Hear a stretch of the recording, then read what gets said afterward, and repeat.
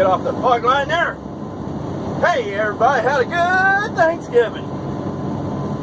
Just me and my wife and our dog. Sat around the house, ate a bunch of food, did a little garage cleaning, had a good time. So, let's see, what the heck you talk about today? Well, first, let's get the day started off right by laughing. Laughing is very healthy, gets rid of cancer, gets rid of all kinds of ailments, strengthens the lungs,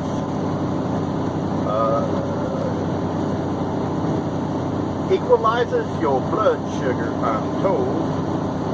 So even if you're diabetic, laughing is good for you. So, let's laugh.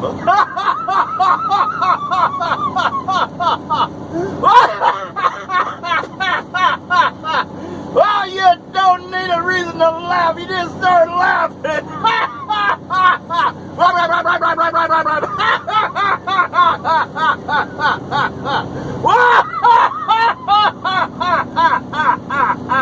Oh, hey, how many different ways can you laugh?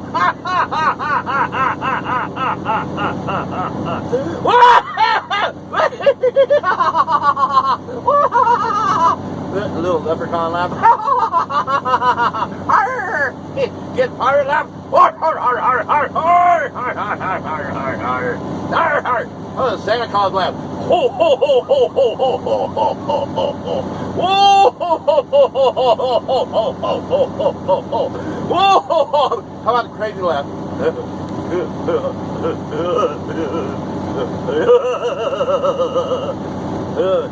Perverted laugh.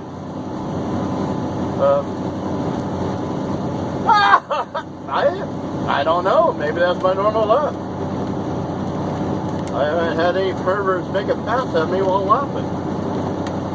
Damn. I have to work on that one.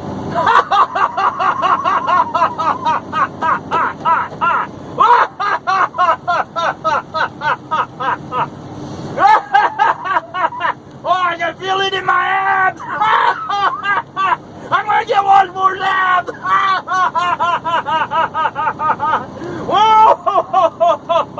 You know, monks spend years and years laughing.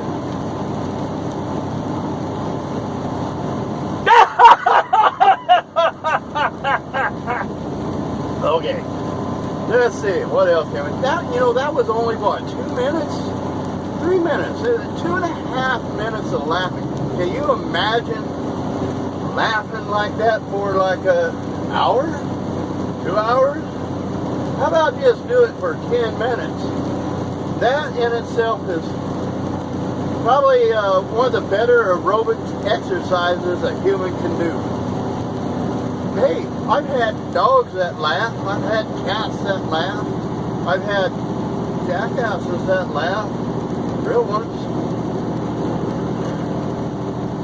And birds that laugh. And all these critters were healthy. And everybody I know that goes around with a grumpy, they don't laugh, man.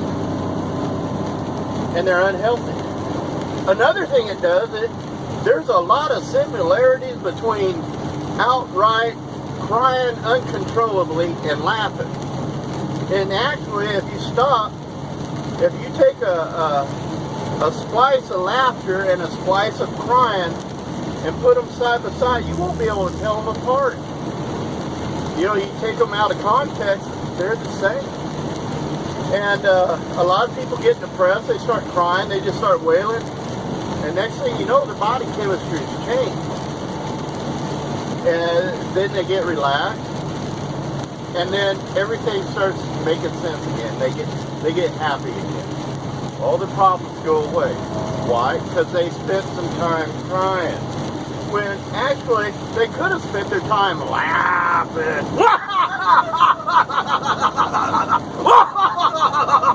And that would have solved their problems. So, You get too stressed out, too bummed out, too depressed, too bad, you know. So, the subject of the day. Yeah, it's not laughter. No. I thought about this one a little bit, like, a couple hours ago. Accent. I was watching one of my videos, I'm like, where the hell did I get that accent? And then I remember when I first started driving 30 years ago, and I went back east, and I was expecting, when I went to the south, everybody started talking like they was in the south. And when I went to the north, everybody started talking like Yankees. It didn't quite happen that way. Some did, some didn't. So I started focusing on it. Why did some of the people speak with the accent and some of the people didn't? And then I started looking on the West Coast, you know. Southern California has one accent, Northern California has another accent. In the middle, there's another accent. East California, West California, different accent.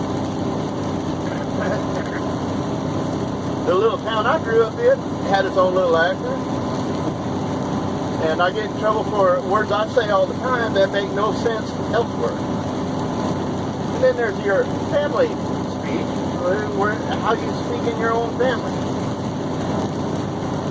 But one thing I learned was the people that had accents, they were all hard working. They would spend most of their time taking care of other people. They would work to provide food for the family, shelter, and all that good stuff. Some would work to make purpose in their life. Some would work to bring smiles to people's faces they didn't even know. And someone had messages to get out. Spiritual messages, religious messages. And they focused on taking care of others. They focused on getting stuff done. They were doers. People with accents are doers. They get stuff done. And lately, as I surf the web and YouTube and Facebook, I start noticing people with accents. They're doers. They get stuff done. Who does not have accents? People that watch a lot of television. People that have their earbuds in all the time and listen to radio. Even though there are a variety of accents on radio and television, they're toned down big time. Every word is written and gone over by attorneys and hypnotherapists and CIA and FBI and who knows else what. And they don't have time to deal with accents. And not only that, it screws up their computer. When their computer can't understand your accent, it sends really weird messages. Like on my phone, a lot of time I'll get into a chat room and I'll talk to my phone and my phone will print it up and I'll hit the button before reading it. And sometimes even after reading it, it self-corrects. And what gets said in the chat room isn't what I said. Sometimes it's very embarrassing. And sometimes I'm like, oh, thank God it did not print what I said. Oh, I would be in so much trouble. But what was noticed were the people that didn't have the accent, watch television, watch radio. They had the same opinions about everything. They were like zombies. They're like robots. They run around regurgitating what they heard and saw on the television and radios. It's like they have no soul of their own. They've all been hypnotized. Television, radio, newspapers are all means of communication. Communication gets inside the brain of those you're speaking to. And when people are all focused on one source, the television or radio, they become hypnotized by it. Radio is a hypnotic machine. television is an extremely hypnotic machine, especially on cartoons. I don't know why. And that's a regurgitation too. I heard that in one of my studies. That cartoons are the most hypnotic things out there. Method of mass hypnosis is a cartoon. Because people drop their defenses. They right off the bat they drop their defenses. They say, that's just a cartoon. No, it's a machine programmed to reach inside your skull and smash your brains to pieces, reconstruct it into a robot just like everybody else.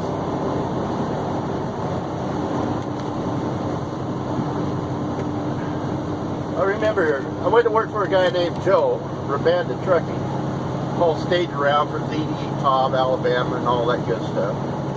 And Joe said, either you're a part of the show or you're a spectator. If you want to work here, you got to be part of the show. Don't be a spectator. So I started viewing my whole life that way. And I appreciate Joe for that. And then I met Mike Welch. Very big guy. Well, so was Joe. They were both over 6 foot. And they both died in the same plane crash. But they were both doers, and they had their own speech. And if you work for them and you've been around for a while, you develop their speech habits.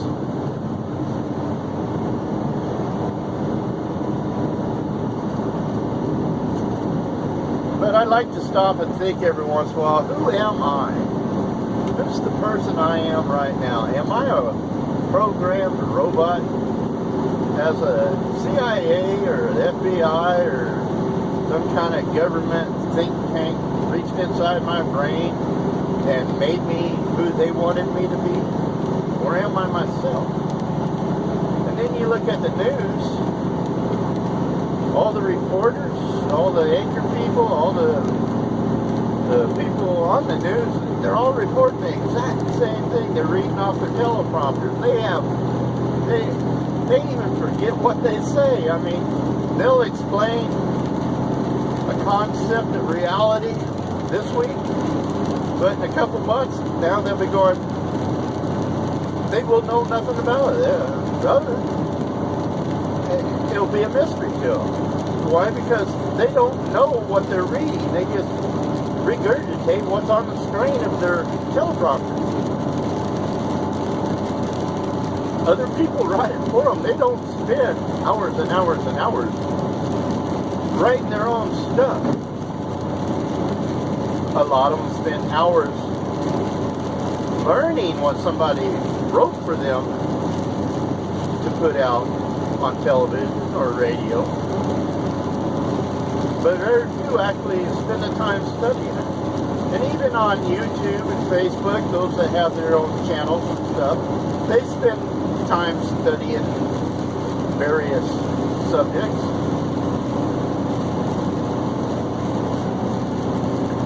And you can tell the difference. The amateurs seem to get deeper into the subject than the professionals do. Why? Because they're focused on that subject. They may be focused on that subject for years and years of study. And they finally come to conclusions and they have to let it out, and they put it up on YouTube and they put it up on Facebook and they let it out. Some of it's political, some of it's not. Some of it's spiritual.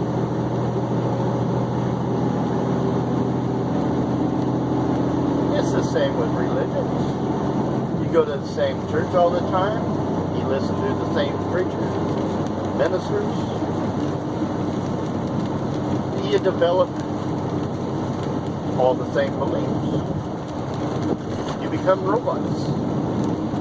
But should a member of a church stand out and start doing their own studies,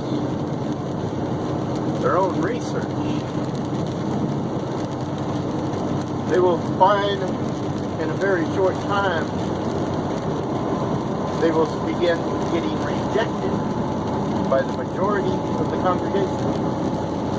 Then they'll start getting shunned. Nobody comes over their house no more. Nobody makes phone calls. And then it will be as they go into the church. Sounds like I got a loose antenna on my CD.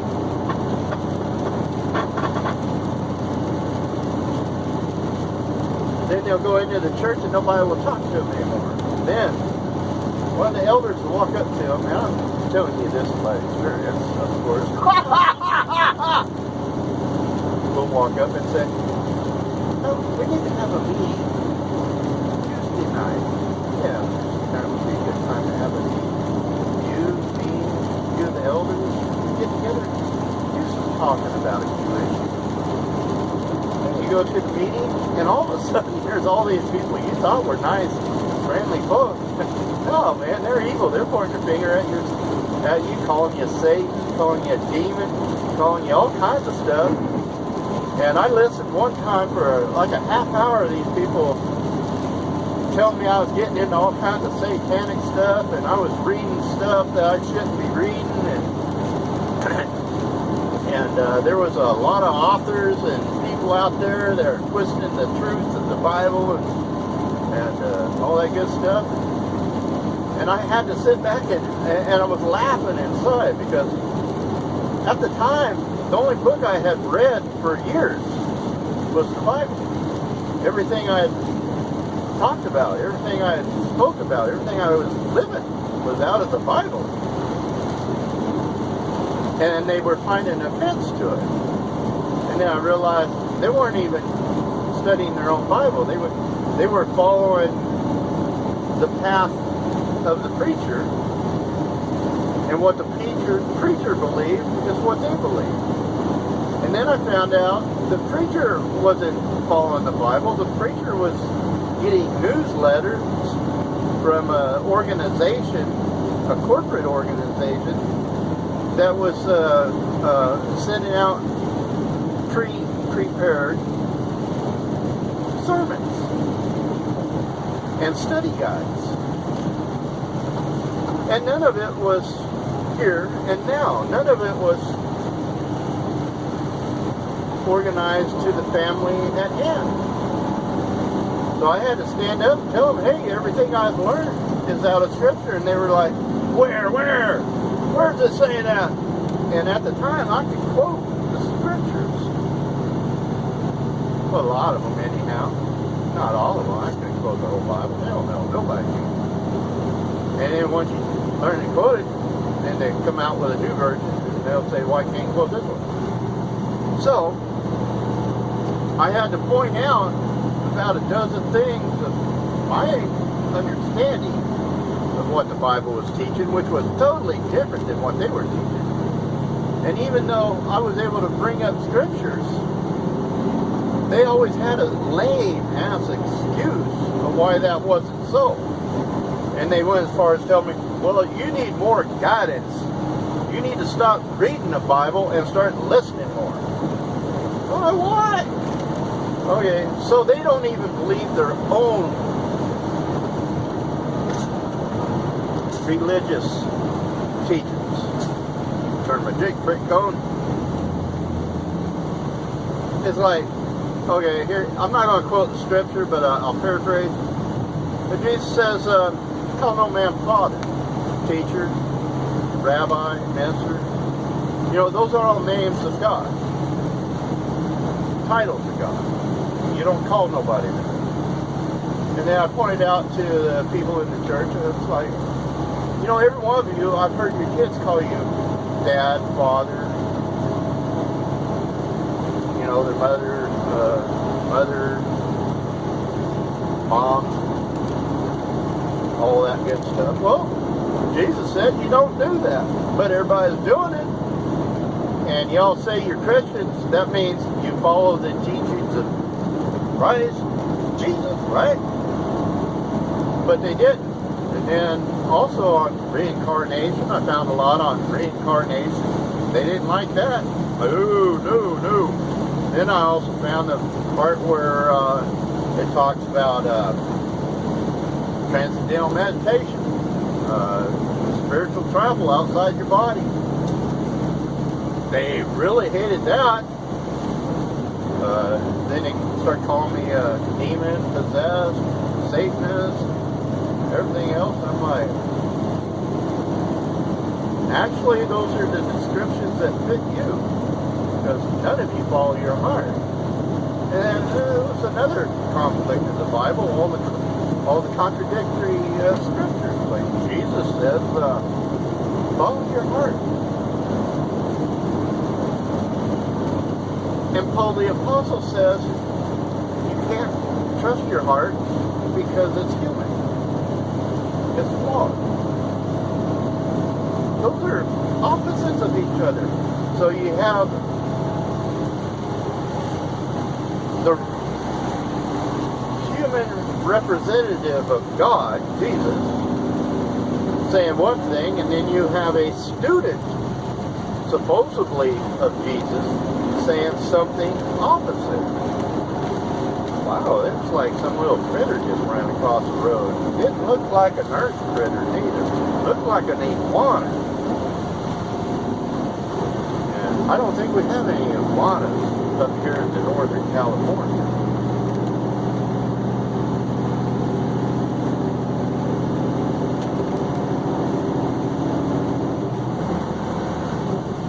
So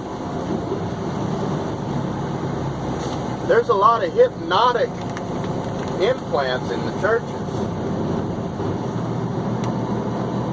Even the people that go home and they don't watch TV or radio and they read their Bibles, most of them are following study guides, which lead them off into Never Never Land. There's also scriptures in the Old Testament that basically say when you have an experience with God and somebody else comes up and tells you they have another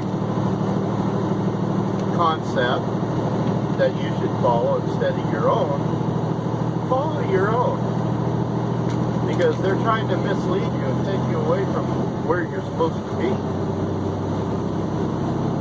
A few years back I had a dream, and the dream changed my whole spirituality. And it's an easy concept, but I tell people about it and they can't grasp it because their mind first has to be prepared for it. Second, their mind is being blocked by all the hypnotic suggestions they're receiving from television, radio, and whatever hobbies they're in. And they can't understand it. So I'll give it to you. A lot of people search for God their entire life, never find God. And then I found God. It was easy to do. Once I had the dream, I was like, wow, that was easy. See, in your dreams, you create a whole world, a whole universe. You create characters, they have jobs, families, lives. They go about their business, they all have their function. They worship, some don't worship. They're nice to each other, some aren't nice to each other. You can walk up and talk to different characters in your dream. Find out their whole history, just like anybody else in your awakened world. But you wake up from your dream. But here's the trick of it. The characters in your dream have the same relationship with their creator as you have with your creator. The difference is the apparent difference is that their creator is you, or I should say me, and my creator is who? See, their creator, they're using Their whole existence relies on my brain. My whole existence relies on what? My creator. The characters in my dream, who are they? Every one of them is me. Therefore, who am I? I am God. I am my creator. And that's how I have to look at life from now on. So what good does it do for me to bitch and complain about something in life when I made it that way? Doesn't matter whether it's a war, a stubbed toe, or if I get sick. There's no reason for me to complain about it. If I have a job that doesn't pay good, I've created that situation. If a planet runs into another planet, blows off a big chunk of rock, and it hits our planet, causes a disaster, yeah, that's me. There's no reason to complain about it. A lot of people get trapped in dealing with evil. What is evil? Is it evil for a lion to eat a lamb? Oh, hell no. Okay, time's up.